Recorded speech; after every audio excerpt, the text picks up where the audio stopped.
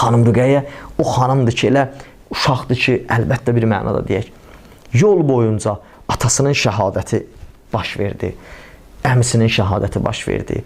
Bu qədər əziyyətlər, yol boyunca 3 yaşında uşağı tarix harda görsədib ki, dayanmadan elə səsin çıxardıqca döyələr. Həzrət Zeynəbə deyirdi ki, bibi, onlar heç olmaya, indi məni vurmayacaqlar, mən biraz atam Hüseynə ağlayayım.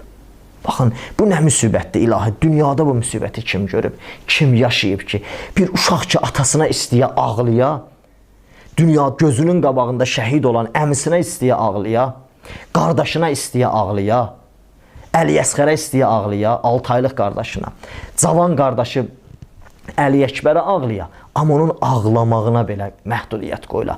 Hər göz yaşı, hər naləsi, hər sözünə qamçı vurula. Ki, indi bu uşağa, xanım Rüqəyyə kimdir sualına? Bu uşağa görəsən, adi bir 3 yaşında uşaq gözündə baxmaq olarmı? Bu Allahın yer üzündə bir dənə canlı ayəsidir. Həzrət Rüqəyyə, yəni Qur'an ayəsi. Yəni ilahi vəhy nazil olub yer üzünə.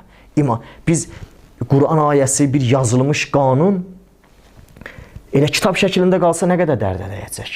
Amma bu ayələri canlı yaşayan insanlara bax. Onlar ayənin canlı göstəricisi olanda dünyada insanlar Qur'anın kimliyini tanıyırlar. Həzrət Rüqəyyə yəni Allahın canlı bir ayəti.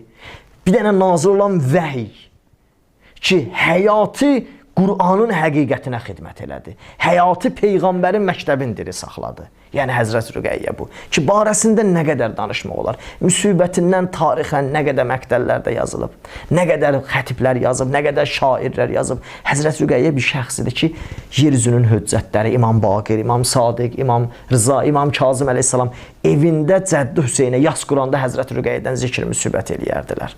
Bir uşaq ki, məsumların göz yaşının səbəbi olub.